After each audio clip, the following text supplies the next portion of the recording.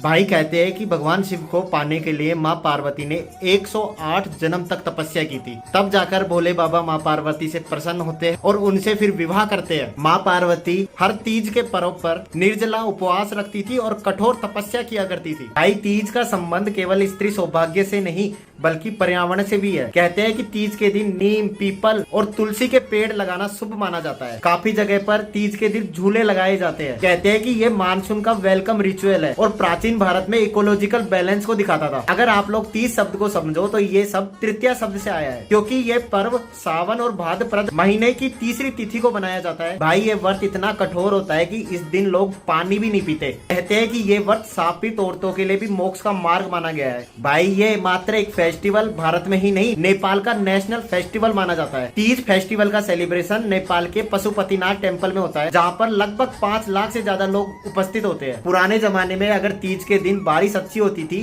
तो उस क्षेत्र में सूखा आने का संभावना खत्म हो जाती थी। इंडिया के अलग अलग स्टेट में इसे अलग अलग नाम से जाना जाता है। राजस्थान में हरियाली तीज, बिहार में कजारी तीज, यूपी एमपी में हराताली का तीज। कहते हैं कि औरतें इस दिन अपने हाथों में मेहंदी लगाती है, जिसमें शिव पार्वती का रूप, त्रिशूल, डमरू और ओम का जो सिंबलिक है उसको छुपाकर बनाया जाता है। भाई जो कि डिवाइन ब्लेसिंग को रिप्रेजेंट करता है। भाई एक स्पिरिचुअल स्टडी की माने तो औरतों का जो एनर्जेटिक ऑरा है वो तीज के व्रत के बाद डबल हो जाता है। साइंस की माने निर्जला उपवास के कारण बॉडी का नेचुरल डिटॉक्स होता है और मेंटल क्लैरिटी बढ़ती है। अगर आयुर्वेद की माने तो ये व्रत पित्त दोष और कफ इम्बैलेंस को सुधारता है। भाई शास्त्र कहते हैं माँ पार्वती ने व्रत से अपनी इनर फेमाइन एनर्जी, जिसे शक्ति कहते हैं, उसको जगा लिया था। तब जाकर भगवान शिव से उनका मिलन हुआ। तीज के आसपास ही नाग पंचमी का त्योहार आता है। इन दोनों त्योहारों का लिंक अर्थ एलिमेंट्स और फर्टिलिटी साइकिल से है। भाई स्कंद पुराण, पद्म पुराण और देवी भागवता में तीज व्रत को तांत्रिक शक्ति और दिव्य फल प्राप्त करने का मार्ग भी बताया गया है। कहते हैं कि इस दिन लड़कियां चांद को देखती और चांद का संबंध डायरेक्ट इमोशन से होता है। तो तीज व्रत से औरतें अपनी इमोशनल एनर्जी को अलाइन करती है। भाई आपको एक और इंटरेस्टिंग बात बता देता हूँ लास्ट में। तीज के दिन हम झूला झूलते हैं, उसका स्पिरिचुअल और साइंटिफिकली प्रूफ बताता हूँ। झूले का अर्थ होता है कि अपने आप को ईश्वर के भरोसे छोड़ देना। भाई यही सरेंडर शिव पार्वती के मिलन का सार भी है। हे भगवान, मैं आपके भरोसे अपने आप को छोड़ रहा हूँ। तो भाई हमारे यहाँ हर धर्म का महत्व है। अगर आप लोगों को पता था तो कमेंट करो और इस वीडियो को शेयर करो।